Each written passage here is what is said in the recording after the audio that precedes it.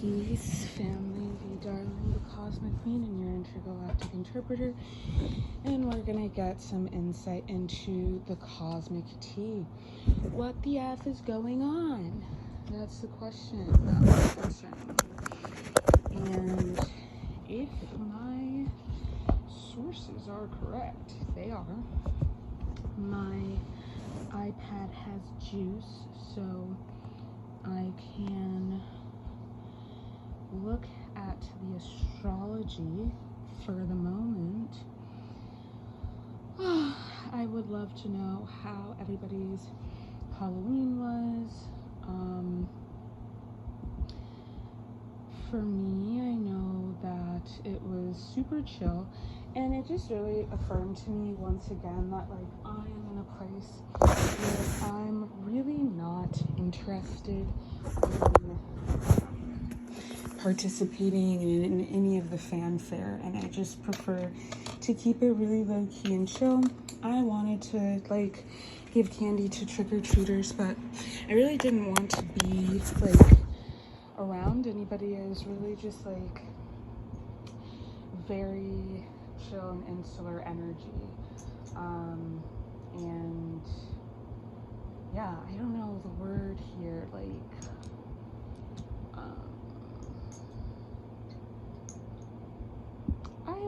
I think that like part of it is that like I felt very self-contained is what I would say it was, and just really chill and grounded.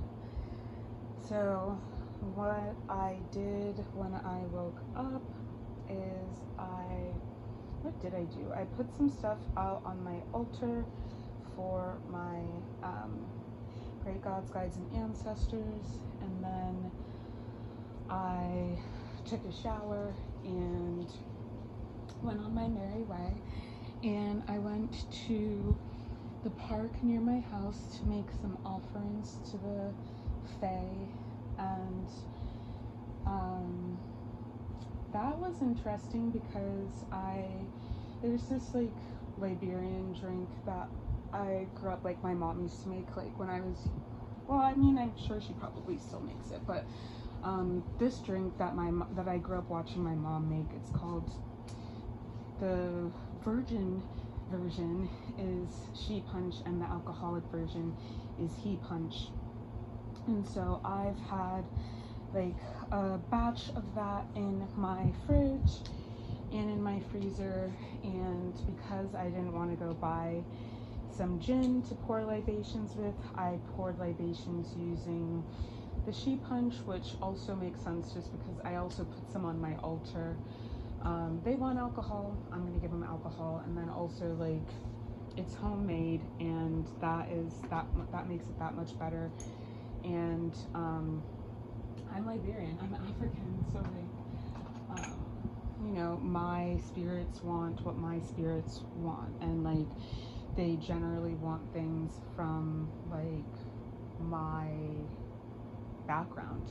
Like I know when my grandfather is around because I get to craving cigarettes really badly, and he loved smoking cigarettes, so that is one of the times when I know that he's around. Yeah, some of them really like coffee, not all of them, but I actually think that was like one of the things that he specifically like was asking for and craving. My maternal grandfather likes coffee, and so yeah, I went to the park and I poured libations and I asked for protection for my household, and like that none of the Fae in the park, because there's a lot of like supernatural activity here because we're so close to like a Fae hotspot. There are other parks like in the city that don't get as many, like they definitely don't have as many Fae at all. And then there are like the bigger parks and they have like Fae, but it's kind of like more widespread. You can tell which parks the Fae really like because they're like very, very light, magical energy, ethereal vibes, whereas the other parks feel quite mundane and pedestrian, if I'm being honest. So yeah, I did that, and like 2 bees kept like coming to me and like trying to get on my hands because I was holding the jar in my hands as I was pouring libations, and I ended up just like putting it on the ground and like kicking it over when I was ready to finish pouring, because I didn't want them to keep like trying to get on my fingers, because obviously I don't want bees climbing on my fingers. But I know that that was a good sign, and I do feel like, you know, there's protection over my household for the nocturnal side of the wheel of the year. So that's good. And after that, I just like got some ingredients for some baking that I'm doing, and yeah, that was pretty much like it. Then I came home and watched a couple of films in the X trilogy. I think I finished X, and then I watched Pearl, and that was enough for me, to be honest. Like, I think that energy, like, of that film, I think it has like a malevolent energy in it, and I really think that that exacerbated some stuff that I was already feeling. But all of this is to say, you know, as the veil has been thinning, everybody I know has been going through it. Like, the past few weeks and the past month, October was hellacious for everyone I know.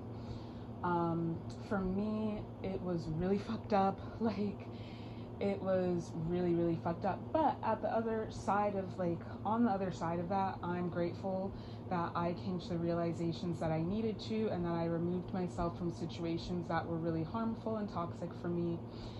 And yeah, I do feel like I like triumphed over some tests that I was being presented with, like karmic tests, where it was like, I'm at this crossroads and this is the final test, and like, am I going to continue in old patterns that are disempowering, or am I going to choose love over fear and, like, you know, show up for myself?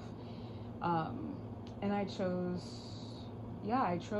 to trust my higher power instead of like surrender, like, you know, allowing fear of scarcity, fear of like ego stuff, like, you know, oh, I don't want that person to think that, like, you know, they got to me, or blah blah blah.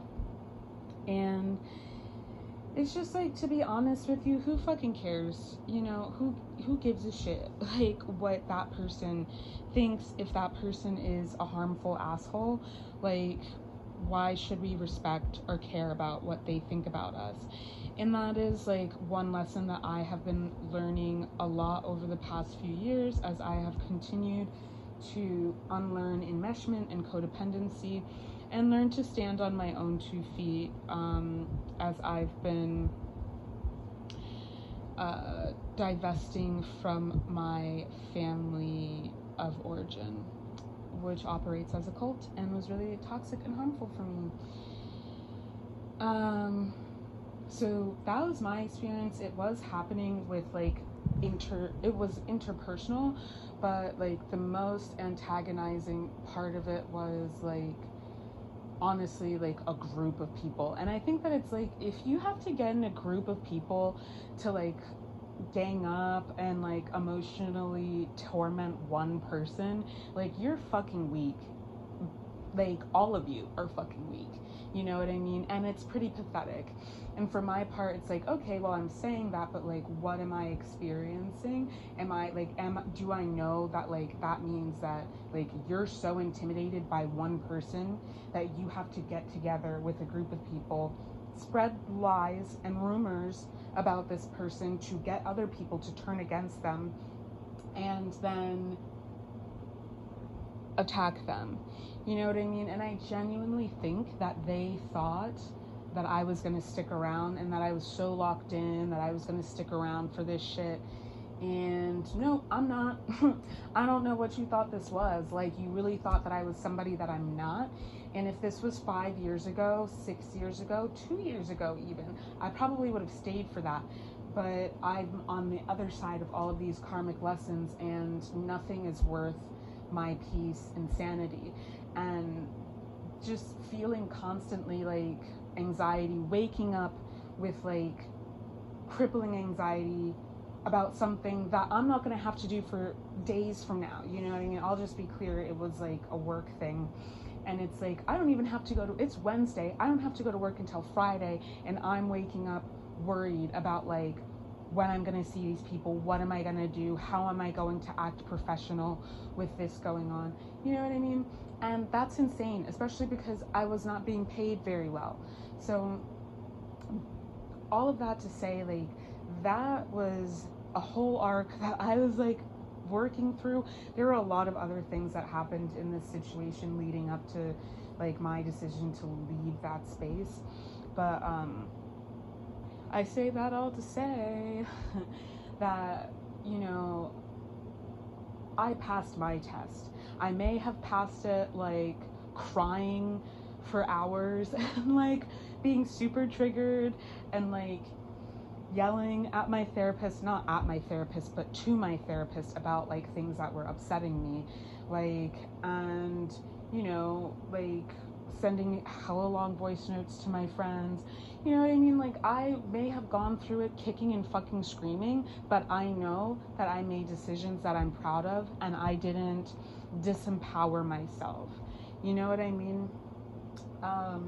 And yeah, all that being said, I know that probably each and every one of you is also going through something similar. Maybe not exactly the thing that I went through or the thing that I experienced, but our own karmic tests. And I do feel like those of us who actually transcended, and I keep wanting to say triumph, I'm hearing triumph.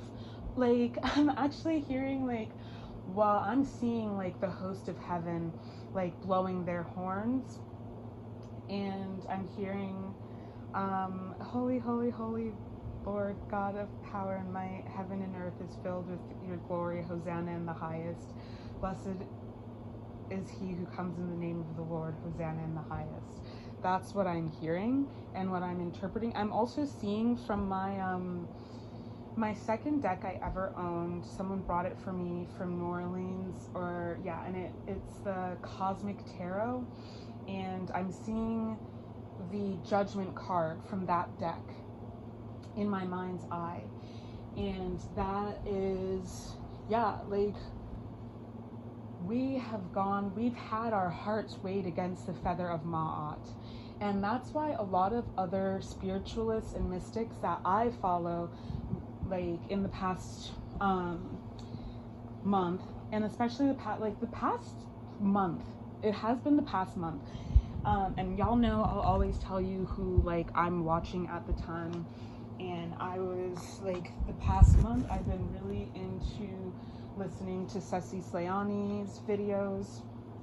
I love 𝗪𝗪. I've been following her for at least 3 years. Or anyway, I've been following her, yeah, I think since like 2023 at least. I think that's when I discovered her content.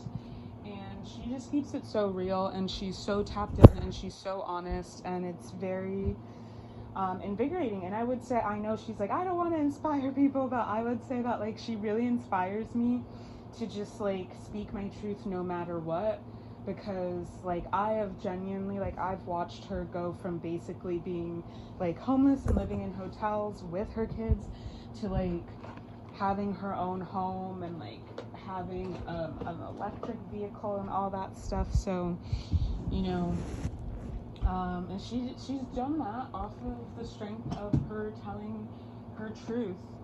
So I know 𝗪𝗪 has been saying quite a bit like in the past month about how like we just need to like forgive people and let it go, because if we don't, like, they're still controlling us. And I 100% agree. There is something to be said for unconditional love. That's the high heart. And remember, when we are like passing through judgment, the heart is weighed against the feather of Ma'at on the scales of justice. And when that happens, if you have a heart of stone or the heart of a child as light as a feather. I remember this mystic that I used to follow on Twitter before I got rid of Twitter, posted that, and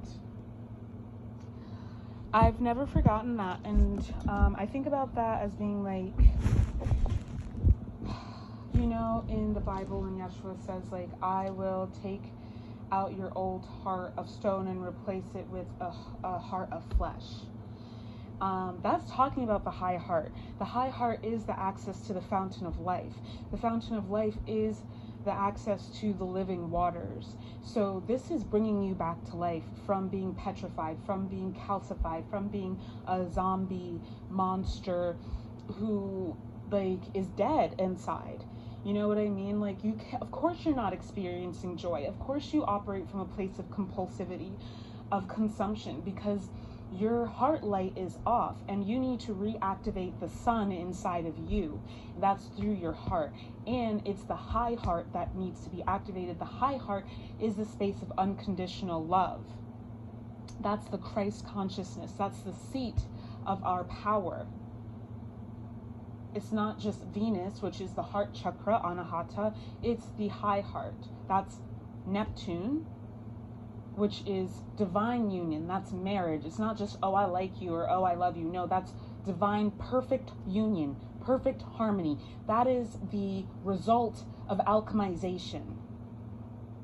Because you can amalgamize things. You can put two compounds together in a beaker, but that doesn't mean that it's going to come out being gold, or it's going to come out being the sorcerer's stone or the elixir of life.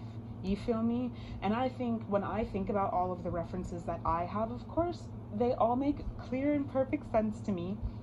But, you know, I do think one thing I'm learning is, like, for those who get it are going to get it, and I don't have to prove anything to them, because it's going to connect all of the points for them that they have not connected, like, before. I'm the key. And each and every single one of us is the key. Point is, we've all been going through these periods of tests, and we have had to channel unconditional love. And so that is also really fucking hard. I have had so much, like, I've been super triggered. I've had so much trauma coming up that's just, like, excruciating stuff. And just realizations that I really didn't want to face for myself. You know what I mean? Like, just thinking about, like, oh, you know, I'll put it quite frankly, my family was everything to me, is the most important thing to me. I define myself by my family, by my role in my family, by being an aunt, you know, all of these things. And I think that people think people going no contact is such an easy thing to do. Like, oh, like, they're just, you know, in my culture we say something, we say keeping speech. Oh, they're just keeping speech because they want me. Which is to say, like, they want me to, like, they're just trying to, like, be mean to me by not talking to me and, like, giving me the cold shoulder. And it's like, I'm not fucking giving you the cold shoulder. I'm in no contact with you because you make me want to kill myself. Because you are so sick and your sickness is contagious that if I don't engage with you, I might have a chance to actually live. But if I continue to engage with you, I will not live. I promise you that, because empirical research has shown every time I've tried, that is the result that we get to. And I'm not gonna let these niggas kill me. Not today. That all being said, I had the realization, like, this is not what the fuck I saw for myself at age 30. This is not what the fuck I saw for myself when I envisioned my life. You know what I mean? Like, and I also realized, like, to me, honestly, life is not worth living without a family. And maybe it's just, like, you know, going through my phases in every season. You know, everybody has a season in your life, right? And the previous season has fallen off, but the new season hasn't completely loaded in yet. So I don't have really a chosen family. Like, I have, like, people who I consider my friends, but I think that they consider me chosen family, but I don't feel that way about them. And that's okay. You know what I mean? That's okay. I have a very different conception of what a family is and how family shows up for one another that is cultural to me as an indigenous person who is gendered as a woman. Like, as an indigenous person, my idea of family is very different, I think, than a lot of these people's idea of family, and they're not my chosen family, period. Point blank, period. I also think that part of that is because a lot of people, you know, I didn't finish reading All About Love because it was really, really triggering as well, but I read enough to get to the point that helped me to start forgiving my brother for his narcissistic, abusive ways.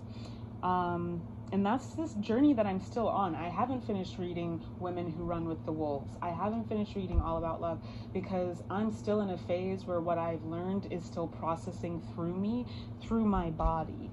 I'm still being changed and transformed at a biomolecular level. And when I have graduated to the next level, I will come back to those things. But it helps me to realize one thing that like always sticks with me from what Bell Hooks wrote in those first few chapters of All About Love. There is no love where there is abuse. You can care about somebody deeply, but you can't love someone and abuse them at the same time. And I fully agree with that. I think a lot of people, I've been seeing a lot of TikToks lately where people are saying things where I'm just like, I think that you have a really warped sense of love, and I don't think that you know what love is. Somebody posted something about like, if you're, like you can't love someone and not like them. And that's not true, because love is unconditional. That means no conditions. The condition for me to love you is not that I like you, because I'm not gonna like everybody, but I actually can love everybody unconditionally. When I define what I know love means for me in my practice. And y'all know here in the Aetherium, love for me is defined as I want you to get all of your needs met. I want you to get all of your needs met. Spiritual, mental, emotional, and physical. You know what I mean? Interpersonal. So like, look at Maslow's hierarchy of needs. I want you to have self-actualization, because guess what? Nobody who's self-actualized goes and commits atrocities. Nobody who's self-actualized goes and causes harm to other people for no good reason. And that journey is one that we're always going to be on. And the fact of the matter is, like, it really, really takes somebody very, very strong, potent, and powerful to be able to self-actualize when their physiological needs are not being met.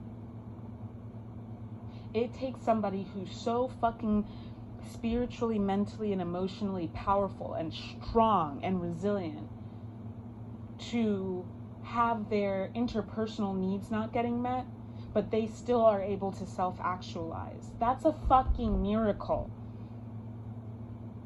Y'all don't even understand, like, the gravity of what a miracle that is. But people are doing it. And you know why? It's that Christ consciousness, boo. It's not me deciding like, oh yeah, like, no, I totally love everyone. I want to hang out with everyone. Everyone's my cup of tea. No, bitch. That's fucking unrealistic. Like, living an incarnate life? Absolutely not. And when I set my goals for myself that high, like, that's ridiculous. And like, I'm setting myself up for failure.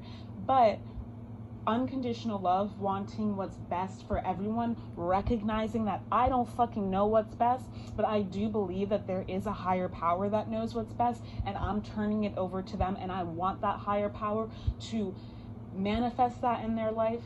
Listen, I'm gonna keep it real too, because I do believe that some people, you know, they're just fucked completely, and maybe they should just, you know, reset completely. And yes, by reset, I do mean like some people just, you know, they're never gonna stop, and maybe they just should die. I'm thinking about serial PDFs and serial rapists. Like, some of those people really should just, because at what point do you go from like, oh, you're really hurting so many people? Actually, I'll make the perfect example. Count Olaf. I thought during that show, like when I was watching A Series of Unfortunate Events on Netflix, I grew up reading those books. When I was watching it, I was just like, I don't understand why they don't just kill him, because the expense and the human cost of keeping him alive, because it's bad to kill. Meanwhile, he literally killed so many people. Those people would have been alive if he hadn't killed them. So it really would have made more sense to just kill him. And anyways, somebody did end up shooting him with a harpoon, and he did die, and you know, he can't hurt people anymore. He terrorized those children. He hunted them down, he killed people, he traumatized them. Like, he's pathological and certifiable. And sometimes, you know, I don't know what's best. I can admit that. I feel like they should have just killed him. But in the end, he died. And that, I guess, is what was best. Sometimes that's what that means. And I can surrender knowing that that's true. But also sometimes what somebody needs, and I might not know what they need because I'm not omniscient, is maybe they just need to go to therapy. Or maybe they need to go to jail. Or maybe they need to lose something that they really love and care about. You know what I mean? Like, there are plenty of things that happened in my life that I wished hadn't happened, but, you know, they happened and I'm better for it. And I understand that, like, that was divine intervention, because where I would have been otherwise is so, like, fucked up. If I hadn't gotten in trouble at my office, like at my job's Christmas party, because I got blackout drunk, if I hadn't done that, like, I would not be sober today, because I didn't want to lose that job. I cared about it too much, and I was willing to, I had never been willing before to stop drinking, I guess. And yeah, I became willing. Because I humiliated myself. Would that have been on my bingo card? No. But would I trade my sobriety to have the opinions of people, you know, be changed or whatever? No, because I can't even I can't control people's opinions. I cannot control people's perceptions or feelings. Shit, I can't even control my own feelings. Lord knows I've tried. That is like a big part of why I even, you know, use substances. So that's unconditional love to me. And that is my higher power filling in where I can't show up. I don't have to like you to want you to get your needs met. And I think that's really fucked up that people think that way. But, you know, we live in a fucked up world where a lot of people are, like, they're fucked up because of the trauma and shit that they've been through and the indoctrination. All the same, we have been being tested, and I do think that those of us who passed, I think those of us who, you know, well, I guess, like, I'll finish by saying, like, it's been really hard to want to forgive people, because there are some people who I am Scorpio dominant, which means that I fucking love revenge. I fucking love that shit. Why? Because I also have a Capricorn stellium. And what does that mean? That means that I feel, and also a Sagittarius stellium. Those things combined makes me think, like, I tried to do my best by you, and now justice needs to be served. And I'll be the harbinger of justice. I will serve you justice cold as fuck, because guess what? I'm getting revenge. Do I do that? No. Why? Because I think it was probably 2 years ago, or maybe last year, in which I wrote in the newsletter, like, revenge is stupid. It's impractical. It's illogical. It does not get us any closer actually to our goal, unless you need to learn how useless revenge is and how counterproductive it is. And it may feel intuitive, but it's actually like ego. It's counterintuitive. And the opposite, anything that has to do with power, it has to do with ego. Personal power is the realm of Scorpio, and that has to do with your ego. You know what I mean? If you have a weak little, if you have low self-esteem, you're gonna be somebody who has to get revenge, tit for tat, because you're an emotionally immature person who's not well developed. But if you are somebody who is emotionally mature and who has developed wisdom and embodies that wisdom and humility, that's true personal power. Because once again, as we know, spirit and energy, that is more important than fucking our feelings or what's going on in the material realm. You know what I mean? And also it's who are you trying to impress when you get revenge? Is it so that people don't think that you're a chump, or people don't think that they can get one over on you? Where does that come from? You know, I know where it comes from for me. It's something that people who've been victimized develop, but then we get trapped in that victim-victimizer template, and that disempowers us, because that is one of the primary binary opposition paradigms that keeps us locked in the 2D, and that makes us susceptible to being bedeviled. Because one thing that I downloaded over the past week is that when we are in the 2D, I feel like I posted this actually. I think this is in the last video that I posted. When we are when we're operating from binary opposition, that actually opens us up to engagement with entities that are in the 2D and spirits that are in the 2D. And when we're in that space of binary opposition, we do things that give these beings rights to harm us, to siphon from us, to attack us, blah blah blah. We become prey to them. And this is important because, as I've said, the veil has been extremely thin, and I definitely think that psyops have been leveraged to exploit the thinness of the veil, to do some last minute power grabs. And what did I say? Ego. I'm feeling it in my Svadhisthana. That's the, and the Muladhara, which is the root chakra and the sacral chakra, but I'm especially feeling it in the sacral chakra, where it's this is, you know, in tarot with the 3 of swords, I'm seeing the 3 swords in the Svadhisthana. It's not yes, I feel like there's 5 swords in the heart chakra, but it's the 3 of swords. This betrayal. You can't trust anybody. Okay, so root chakra is not being able to trust yourself, and Svadhisthana is not being able to trust others. And this makes so much sense because I told Sunny, hi Sunny, if you're watching this, hey, I told Sunny that I was feeling so suspicious of others and so depressed, and it was just really fucking uncomfortable and painful, because if I'm sitting here feeling suspicious of others, 1, it's isolating and alienating, and 2, it feels bad. It does not feel good to exist like that.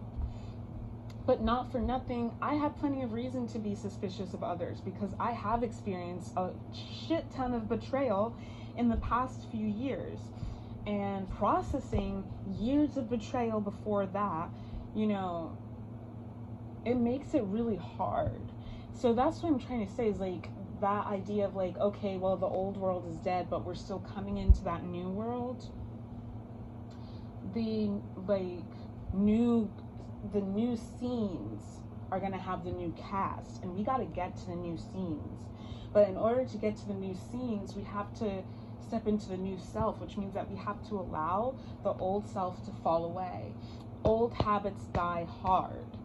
Where did those old habits come from?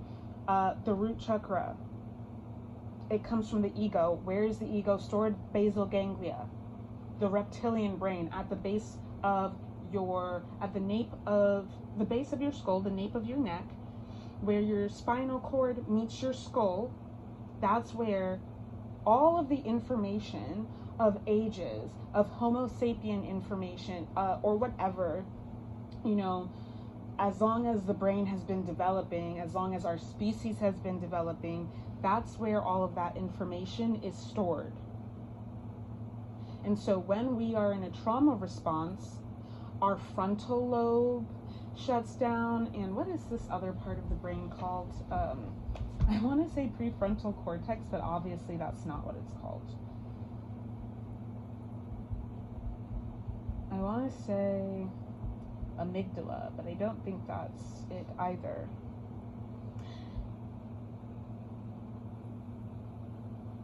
Forebrain, midbrain, hindbrain. Well, that's not what I'm looking for either. But it's the cerebrum, cerebellum, and brainstem. Yeah, so the cerebrum is like the frontal lobe. Okay, here we go. Frontal lobe, occipital, parietal, also postcentral, temporal, cerebellum, and then the brainstem and the spinal cord. So the front, everything starts to shut down. The frontal lobe, that whole big part in the front, which is in control of, and this is in, I definitely know that this is in one of the Sanctum Luminis Adept tier newsletters from last summer.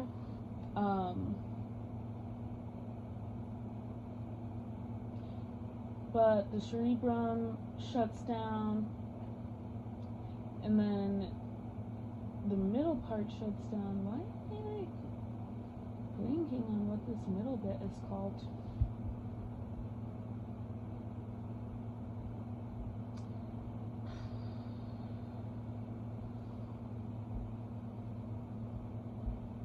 Anyway, I don't care. It's not important.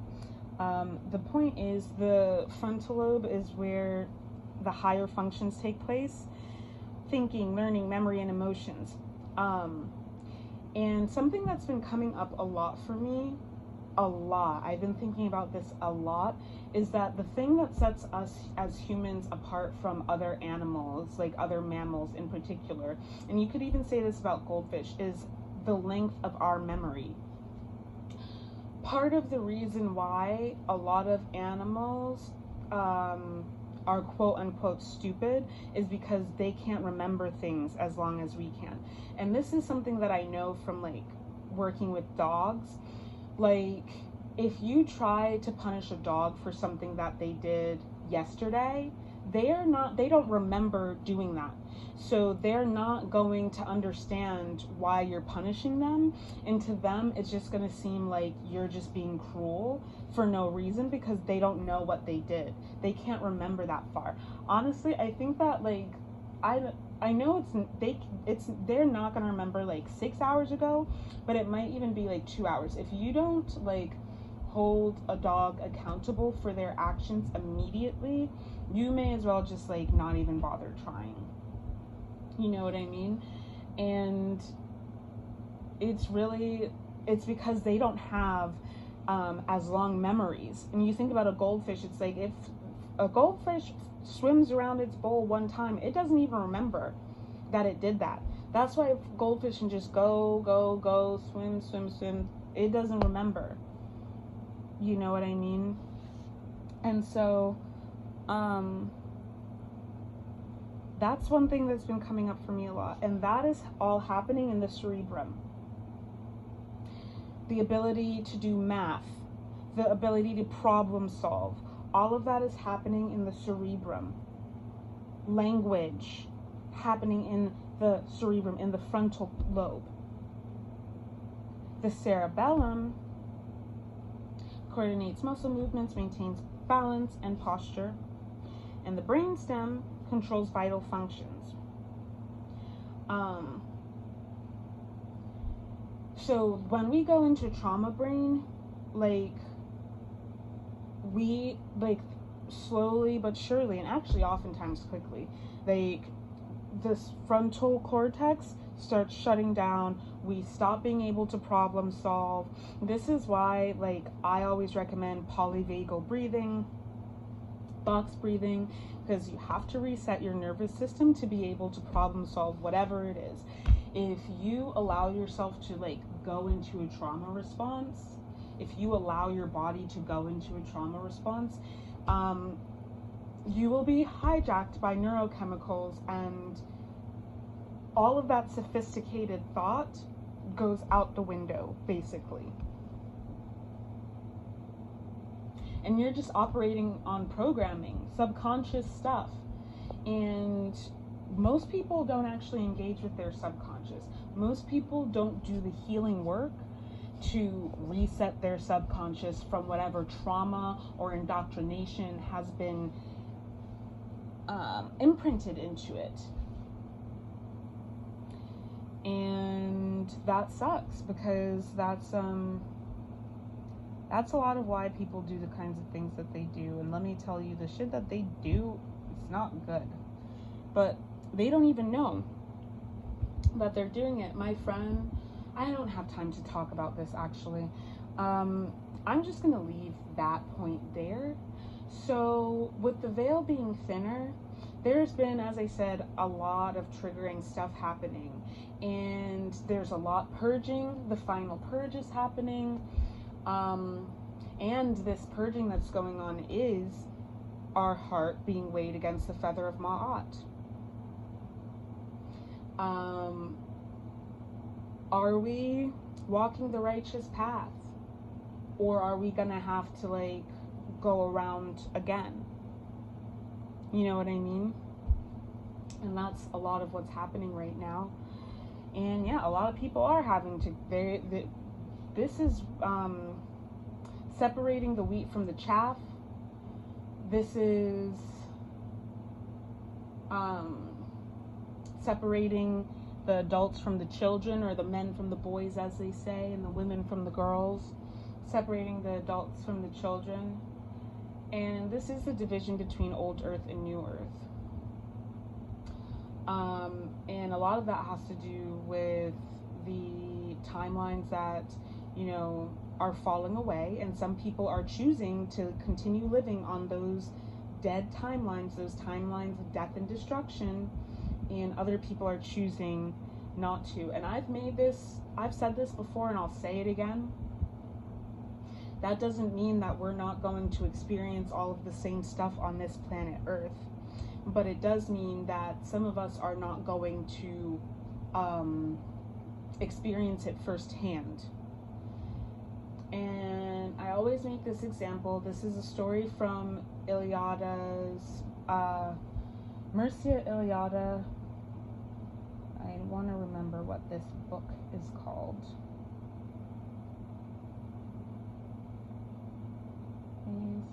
This was a book that I read in my first ever university level comparative religions, or like theology class. I think was it Myth and Reality? I don't remember. I don't remember what it was called. I think it was actually a history of religious ideas. But 𝗪ᓯ 𝗂𝗧 was a really foremost theologian, and he documented a bunch of theological stories, to put it shortly. And there's a story that comes, I can't look at this because it's making me start channeling a whole different thing. There's a story about these Polynesians who basically told these archaeologists that they had, like, survived this tremendous flood, and there was like evidence of that being true, and they're like, how did you do that?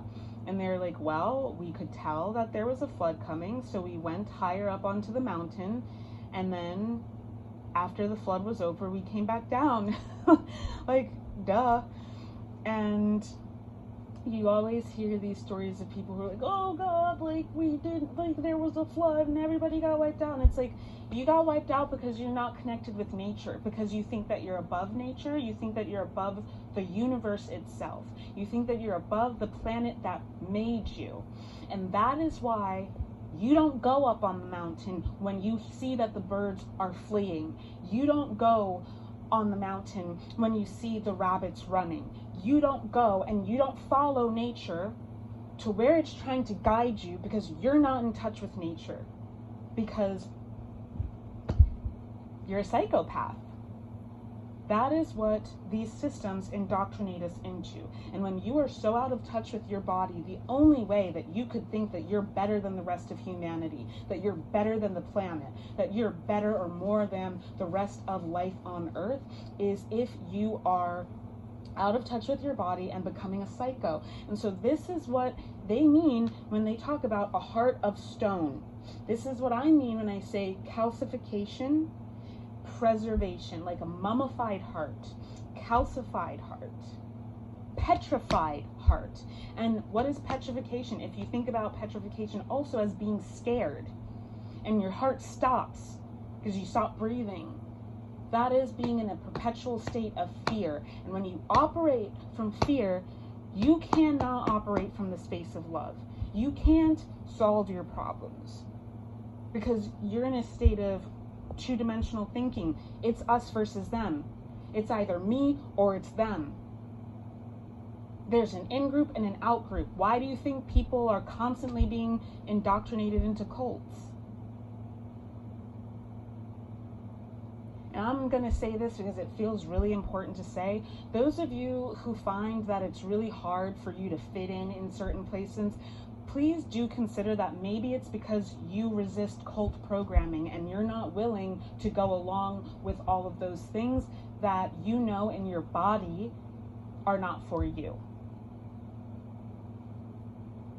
I've been seeing a lot of TikToks about this as well. Like, nobody's going to like the prophet, nobody's gonna like the whistleblower. Think about Yeshua, in fact, how like he had to leave his home where he grew up with his family to go and become who he later became, where he was known around the world for the miracles he was performing. And I'm not talking about the Christian Bible, I'm talking about literal factual history, where they knew him in India. And even the Hindu monks respected and revered this person, 𝗂𝗍. They knew him in Tibet, the Buddhist monks, because Buddhism predates what he had going on. They knew him, and they revered him. That's a historical fact. And they'll tell you that. The people who actually practice the mysteries will tell you that. He had to leave to be able to go and find his glory, what he had to do. And I guarantee you it's not what they're teaching. It's not what they're teaching in the institution. I will tell you that much. Having grown up in that institution, having been magical my entire life, I promise you that it's not what they're teaching there. So what I am saying is like, actually, yeah, so I've been on Liberian TikTok recently, and this one guy made a skit of like an uncle like chastising his nephew after he gets in trouble at school. And it's so true. Liberian parents always will be like, basically, like I told you about following behind your friends, why you always want to follow behind your friends. I told you that like following behind your friends is going to get you in trouble. See now what's happening? And so it's basically like the American equivalent, I guess, of like, if all your friends decided to jump off of a bridge, are you going to go jump off of the bridge? And it's like, exactly. Like, do you really want friends so badly that you're gonna basically unalive yourself in the spiritual sense, which then plays out in all of the rest of your life? Are you really going to marry yourself to the timelines of death and destruction because you don't love yourself? Are you really at that much of a deficit of love and affection and understanding and understanding? But you're the only one who can understand you. You will never find understanding outside of you if you don't understand yourself. It doesn't matter who wants to love you, because people get this part wrong all the time. Oh, you can't, nobody's gonna love you until you love yourself. That's a lie. People might love you, but you're not gonna receive it. You're going to sabotage every loving relationship you have. Everybody who tries to love you, you're going to sabotage that relationship. You're going to push them away, or you're going to over-rely upon them. And I'm not talking about people liking you, or people being codependent with you, or people trying to project their own desires for you onto you without your consent. That's not what I'm talking about. I'm talking about really unconditionally loving you. If you can't be vulnerable with these people, if you can't be honest with these people, y'all don't love one another. Period. And you can love them unconditionally if they can be honest with you, but if you can't be honest with them, they don't love you. And let me promise you that that tension that you're feeling in your body because you're afraid all the time to be yourself is because you know that they don't love you. And hey, maybe that's even more scary because you know you love them unconditionally, without condition. And that's a very lofty, high goal to aspire to. But that's how we have to orient our personal compass in order to ascend out of the doldrums of this false matrix into liberation. And that's what Christ consciousness is. So I feel like the last thing I'll say about this is I do feel like those of us who have actually done the work, kicking and screaming, but still I'm every time I say it, I'm just hearing Christmas music, and I'm hearing glory, glory, glory. God of power and might, heaven and earth is full of your glory, Hosanna in the highest.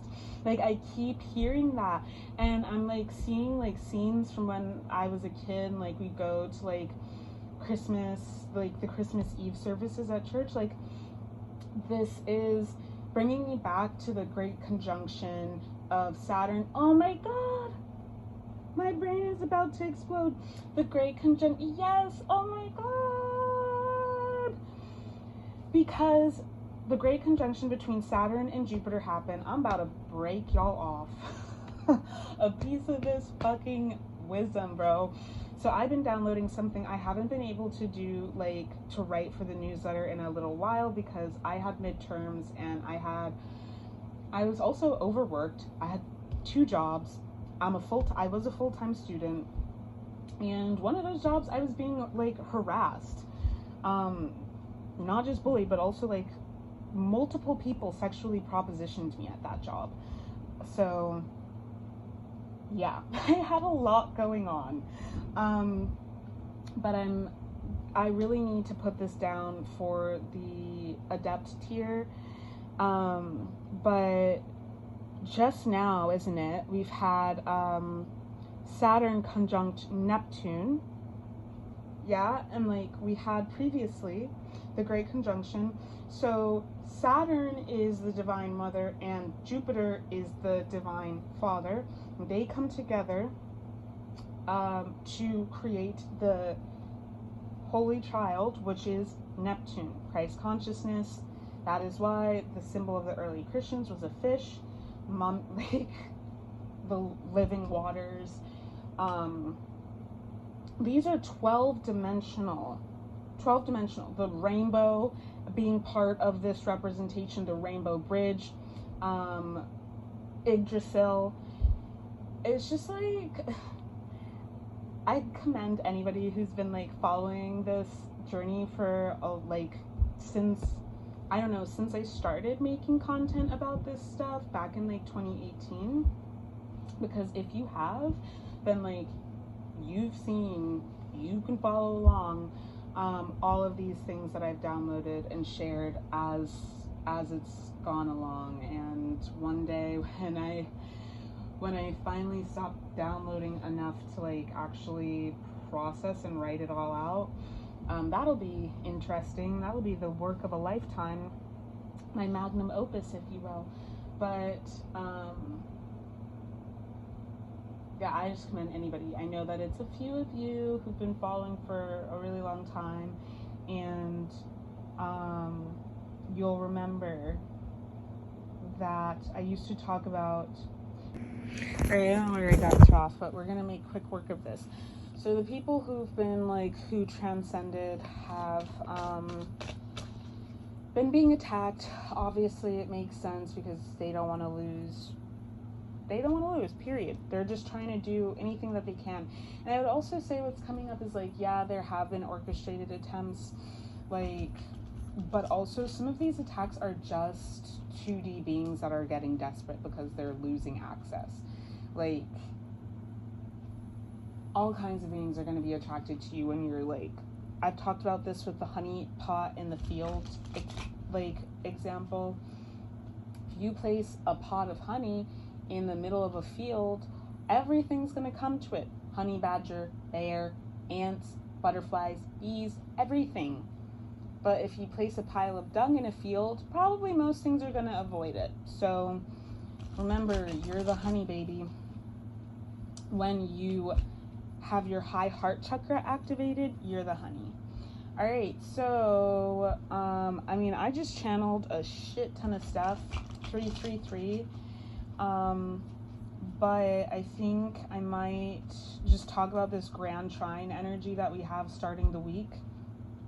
I'm using true sidereal whole house astrology. I have it set to a 𝗂𝗪 point, because that's the closest point that I can get to without Null Island, and this particular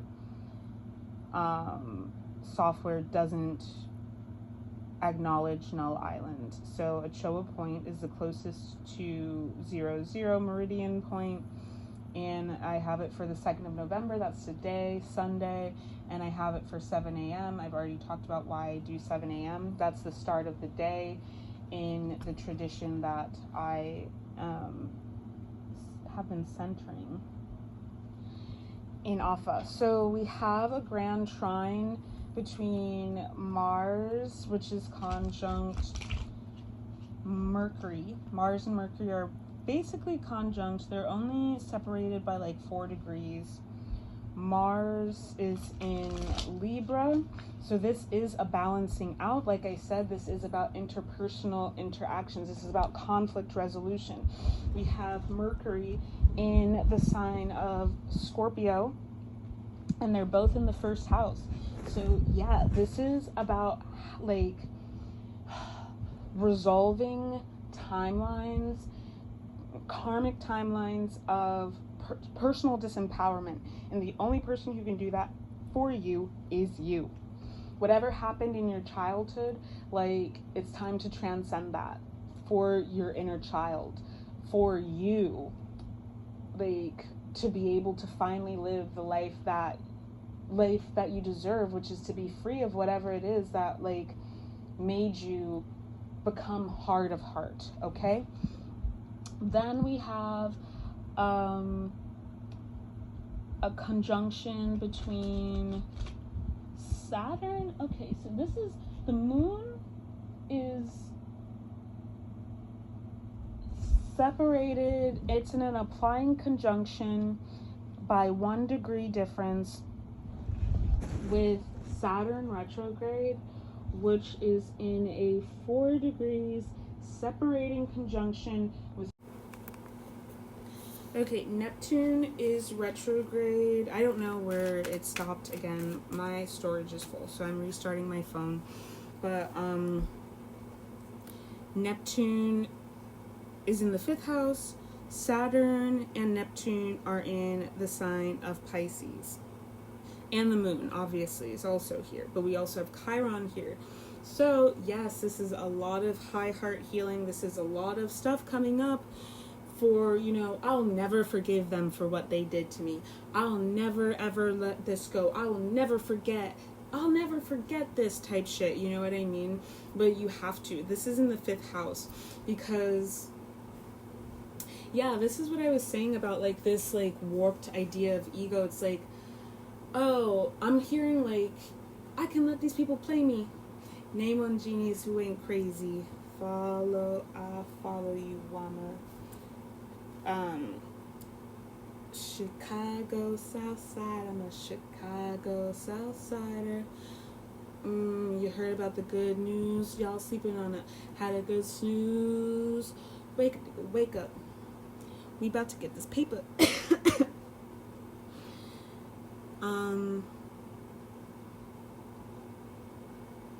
You don't need to prove anything to anybody. That is, whatever made you feel so unvalued that you feel like you have to prove your value and your worth, they already know what the fuck you're worth. That's why they act the way that they do.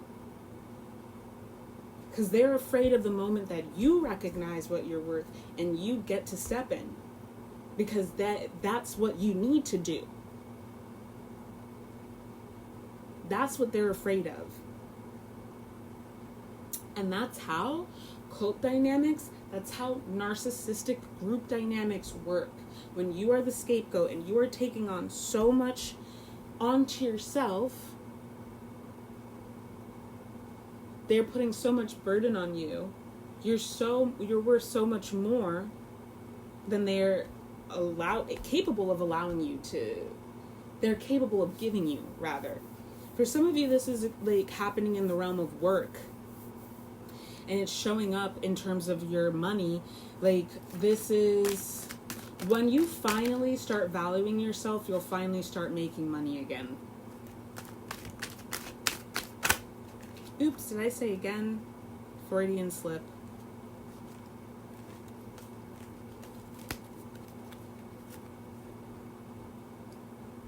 Because anything that's related to, like, love, if it's Venus, if it's Neptune, it also has to do with money. Think about it. Business contracts, marriage contracts, like business partnerships rather, like marriage contracts, that's all 7th house stuff, right? And 7th house is ruled by Venus. That's Libra. We get the 3 of Wands, 7 of Swords. Yeah, someone wants to come through and help you, but it's like you are not trusting. I get the 9 of Swords as well. You need to just lean into this healing phase, because when you're able... oh God, there's a song. It's on the tip of my head. If you wanna try to love again, try. Baby, I try to love again, but I know. Oh, the first cut is the deepest. First cut is the deepest. Baby, I know. I'm not thinking about the Rod Stewart version. Okay, but anyways, I would have given you all of my heart, but there's someone who's torn it apart, and she's taken just all that I had. But if you want, I'll try to love again. Baby, I'll try to love again, but I know the first cut is the deepest. Baby, I know the first cut is the deepest. When it comes to being lucky, she's cursed. When it comes to loving me, she's worst. I still want you by my side just to help me dry the tears that I've cried. And I'm sure gonna give you a try. And if you want, I'll try to love again. Baby, I'll try to love again, but I know the first cut is the deepest. Yeah, that's pretty much all that he says. 4 of Swords. There's a lot of healing.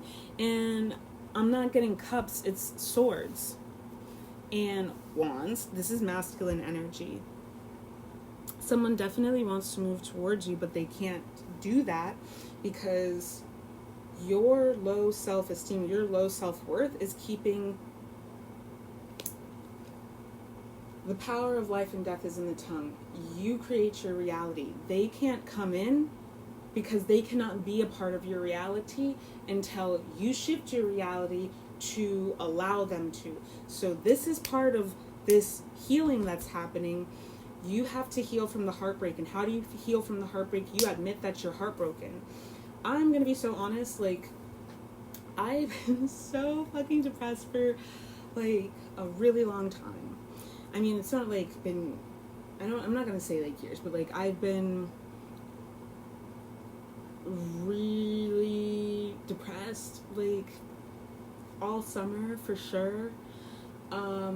And I was fighting it tooth and nail. I was trying, like, oh my god, like, I need to recalibrate my meds. I need to, like, you know, journal more. I need to, like, meditate more, you know, all of the things that can definitely help.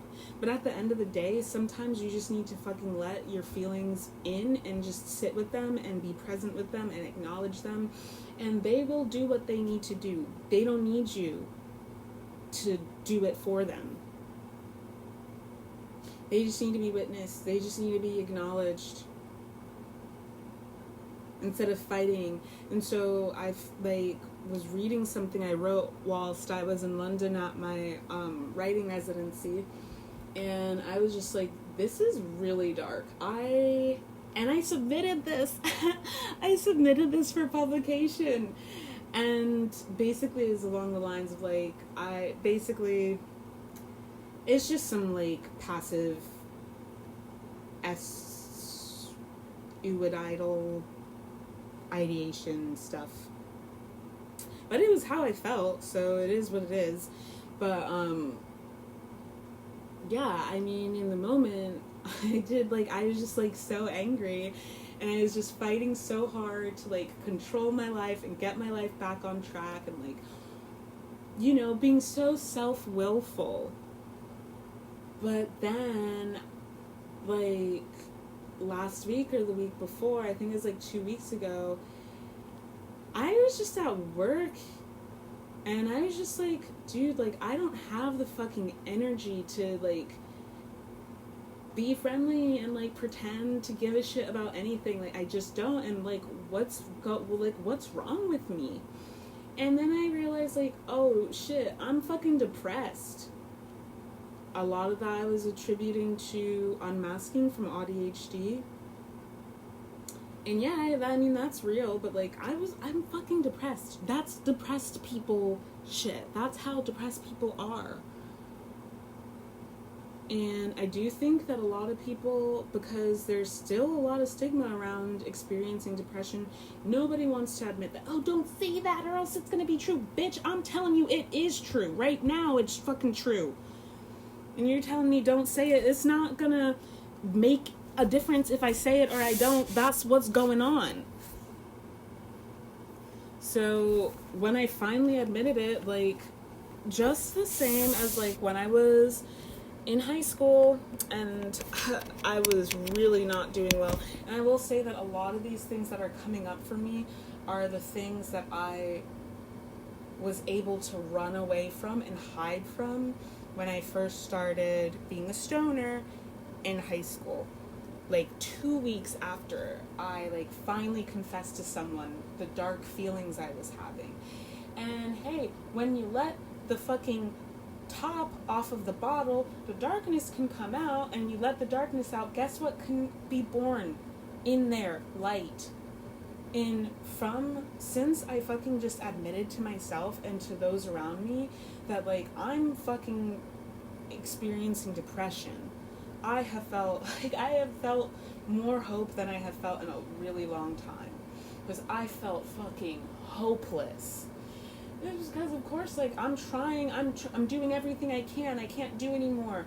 Maybe it's not what I can do. Maybe it's, like, I need to accept help. And I need to accept life on life's terms. I can't do anymore. I need a fucking miracle. I need my higher power to step in and fill in those spaces. I need to admit to the people around me You know what I mean? And I need to let my community fucking hold me and support me. And I've been able to recognize that there are people who, like, they're simply not capable of doing that for me. And that's fine, that's who they are. But it's not acceptable for somebody who's going to be a close, like, who are developing a close interpersonal relationship if I can't be vulnerable, I can't tell the truth. For me, it's like, you know, I'm just, like, it's not so much, I never ever want pity. That's the last fucking thing that I want. But at the very least, if people can understand me or understand me a little bit better, I think it makes it easier for everybody. You have to remember that we exist in community. We exist in relation to others. And if they can't understand, if they can't empathize and extend grace and compassion, it's probably just not, like, I mean, you know that it's not a safe space. Why else would you be avoiding laying that down? And I have to say that for myself. Shade, T, I'm reading the fuck out of myself now. You know what I mean? Like, I mean, it's always a self-read, but maybe part of the reason that I was so afraid to admit it and so afraid to just fucking surrender is because I knew that there were relationships that I didn't want to end that were gonna fucking end by me telling the truth. But I'll tell you what, any relationship that ends because you tell the truth is not a relationship worth having. So it is about value, it is about worth, it's about your perception, your mindset. Stop holding on to the past, stop holding on to the nostalgia. Stop it. Stop. You know what I mean? Like, last week, I'm still listening to Hayley Williams' new song, Good Old Days, on repeat. But when I was really, really jamming to that last week when it came out, and, or 2 weeks ago, and it didn't make me think about, like, a romantic relationship. It made me think about my childhood best friend Ellen, who was like kindred fucking spirit. And of course we were crazy as hell because we were both experiencing really horrible childhoods and abuse and neglect, and we were just two really magical kids who all we wanted to do was read books, read manga and like graphic novels. She definitely liked watching anime more than I did because I did not like the English dubs. But eat food and run around in the forest and in literally frolicking in meadows and like fields looking for fae. Like, she was down for all that shit. That was my fucking girl. That was my girl. But we kept having falling outs. They got fewer and further between as we got older, but we kept having falling outs because we both were toxic. We had absorbed the toxicity of our environments, and that's the only way that we knew how to behave. Like, oh, I'm not talking to you. And it would be because, like, you didn't pass me the stapler in French class. Actually, I had plenty of good reason to be mad at her a lot of the time because she was a compulsive liar, and that really pissed me off. But, like, you know, we just couldn't. I got to a place where she knew that she was not willing to go in terms of surrendering, telling the truth, and it's because I got sober. And you will lose a lot of people when you get sober, and that's just the fact of the matter, but you find yourself, and that's invaluable. Like, and the song goes like, I'm thinking about hard times,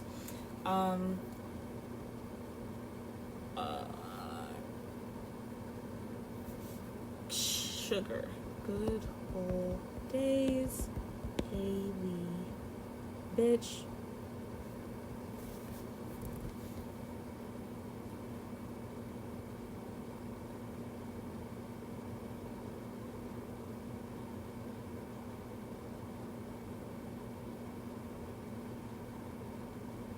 Cause I miss you like I miss the rage, like I miss real ink on the page. Who knew my baby? Who knew that hard times were the good old days?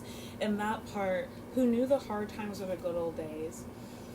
I went through my Saturn return. We're at the fucking end of fucking times, bro. Like, battling. Like, this is the shit that I was born for, but like, damn. And it's honestly like me incarnating at this time is calling in the fucking big guns. And this shit was hard. This shit was hard. And I did not want to be here for much of it.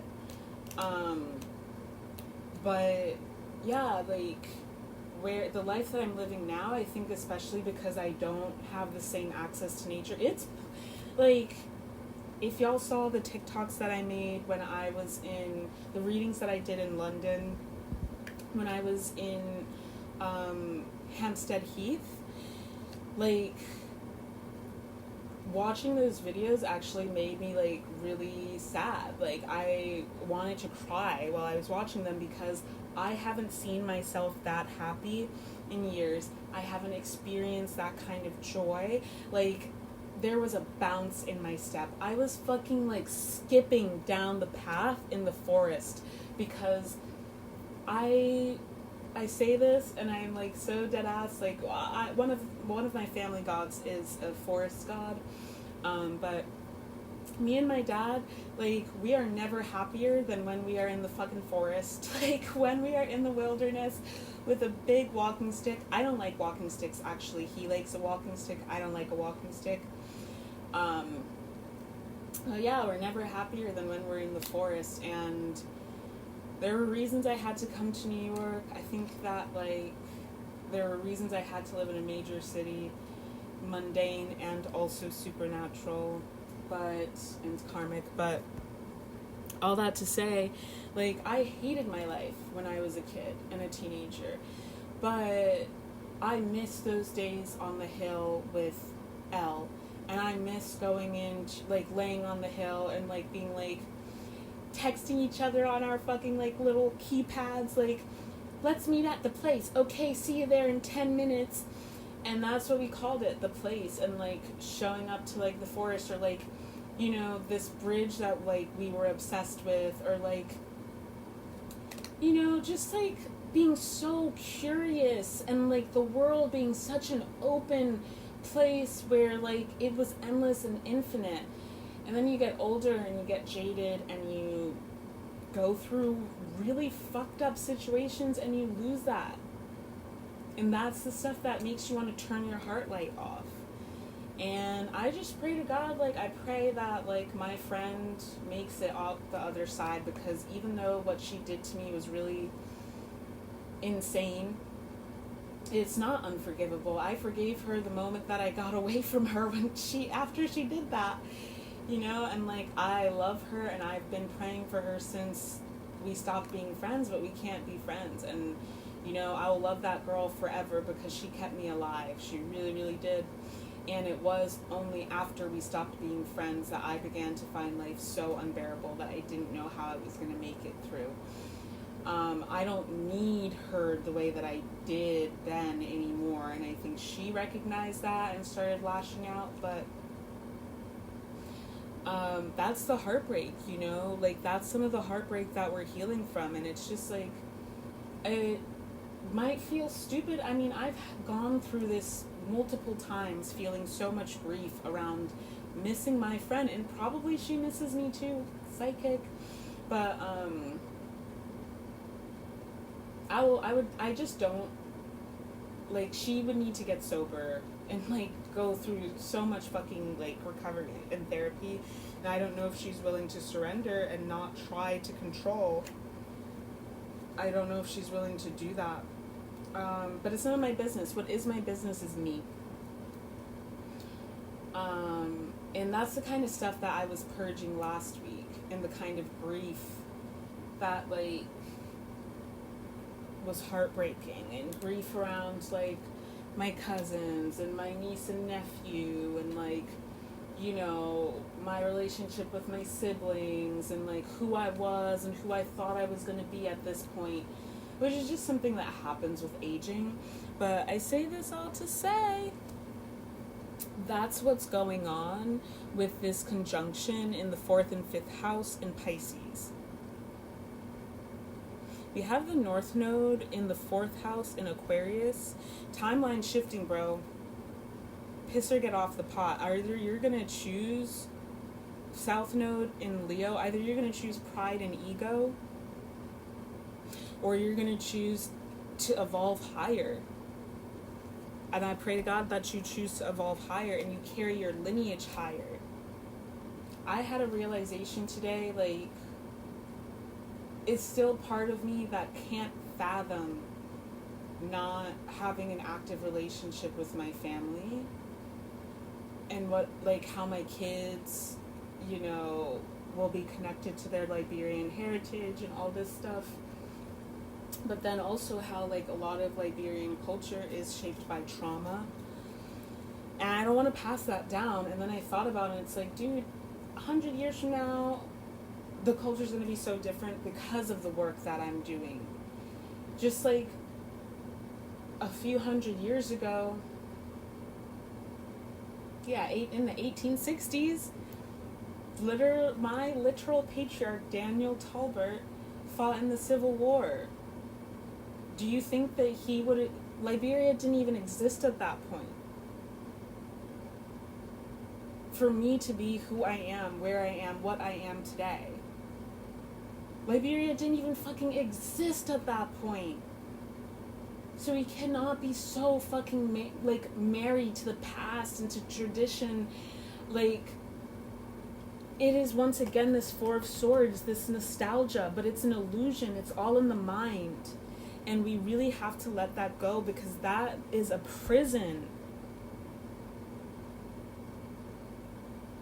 This illusion that is like a veil that's keeping us asleep, that's keeping us sick. We have to let that go, because people want to come in. But we have to let them. Just like I said, you gotta let the cap off of the vessel and let the shadow out so that the light can be reborn. Reverse osmosis, baby. Yo, I'm fucking good at what I do. I'm the fuck good at what I do. Let me tell you. 2 of Pentacles in reverse, exactly. 6 of Pentacles, Knight of Wands. We have no cups out here. There's no room for being like sentimental and overly emotional. There's not even a sentimentality with this 4 of Swords. This is literally just like a figment of imagination. This is a construct. Let the old world die. Let it fall away. When I realized, like, yeah, I'm not going to speak on that right now, but 6 of Pentacles, I'm also seeing orbs here. So you are receiving support from the ethereal realms this week. That is what they didn't want. This does have to do with 3i Atlas. I will just say that much. That is what they didn't want us to access, is that support. They want us to feel alone. They want us to feel like we cannot succeed, that we can't triumph. But like I said, Hosanna in the highest, blessed is he who comes in the name of the Lord. And instead of saying the Lord, we're going to say the love. Blessed are they who come in the name of the love. Hosanna in the highest, we won. I'm also seeing like the walls of Jericho coming down, and it's not so much keeping the bad guys out as much as it is keeping us in this prison, this false matrix, and it's crumbling like stone. You know when vampires get vanquished, like let's say in Buffy, for instance, when she vanquishes a vampire and it turns to dust, that's like what I'm seeing. Yo. Like, wow. 10 of Pentacles in reverse. The Moon, Page of Swords in reverse, the High Priestess, 10 of Swords. 10 of Pentacles in reverse. Wealth transfer. More is being revealed.